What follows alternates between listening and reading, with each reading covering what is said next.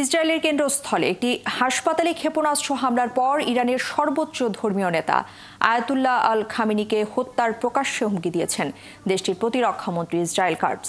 তিনি বলেছেন, খামেনিকে আর থাকতে দেয়া যাবে না। এর প্রতিক্রিয়ায় খামেনি ইরানি জনগণকে ভয় না পাওয়ার আহ্বান জানিয়েছেন। তিনি আরও জানিয়েছেন, যুক্তরাষ্ট্রের সাহায্য চাওয়া ইসরায়েলের দুর্বলতার লক্ষণ। এদিকে সংঘাতের সপ্তম দিনেও পাল্টাপাল্টি হামলা চালিয়েছে ইরান এবং ইসরায়েল। আরও জানাচ্ছেন ঋতু সাহা। সানবিট সব দিবে সামাল। সানবিট ম্যাজিক প্রেস ডিশওয়াশিং এর মাথা ঘোরানো সলিউশন। বারুদের গন্ধে ক্রমেই ভারী হয়ে উঠেছে মধ্যপ্রাচ্যের আকাশ। ইরান ইসরায়েল সংঘাতের সপ্তম দিনেও ব্যাপক হামলা ও পাল্টা হামলার সাক্ষী হয়েছে দুই দেশের মানুষ। বেড়েছে হতাহতের সংখ্যা, ধ্বংস হয়েছে অবকাঠামো।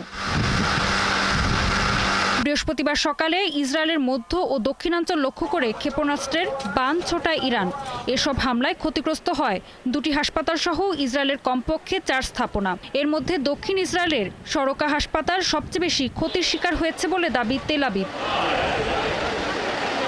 যদিও ইরানের দাবি, ক্ষেপণাস্ত্র হামলার মূল লক্ষ্যবস্তু ছিল সরকা হাসপাতালের পাশে একটি সামরিক ঘাঁটি, হাসপাতালটি নয়। তবে ইরানের ক্ষেপণাস্ত্র আঘাত হেনেছে ইসরায়েলের সামরিক বাহিনীর কমান্ড সেন্টার, গোয়েন্দা বিভাগের সদর দপ্তর এবং সামরিক বাহিনীর গোয়েন্দা শাখার একটি শিবির।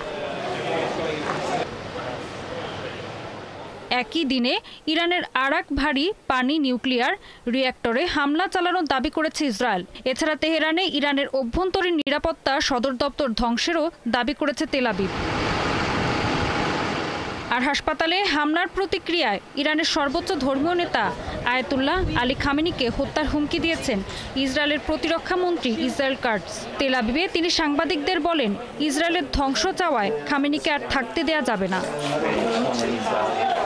কিছু পরেই এক্সে দেয়া এক পোস্টে ইসরায়েলের আগ্রাসনে ভয় না পেয়ে দৃঢ় থাকতে নিজের দেশের জনগণের প্রতি আহ্বান জানান ইরানের সর্বোচ্চ নেতা আয়াতুল্লাহ আলী খামেনি।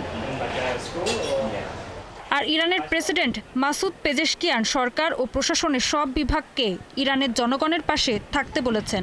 এক্সে দেয়া এক পোস্টে তিনি বলেন, এই কঠিন সময় পার হতে হবে ইরানকে।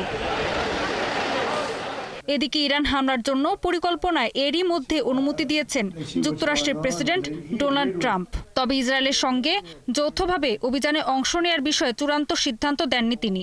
তবে ট্রাম্প ইরানের ফর্দো পারমাণবিক কেন্দ্রে হামলার কথা বিবেচনা করছেন বলে দাবি করে যুক্তরাষ্ট্রের একটি গোপন সূত্র।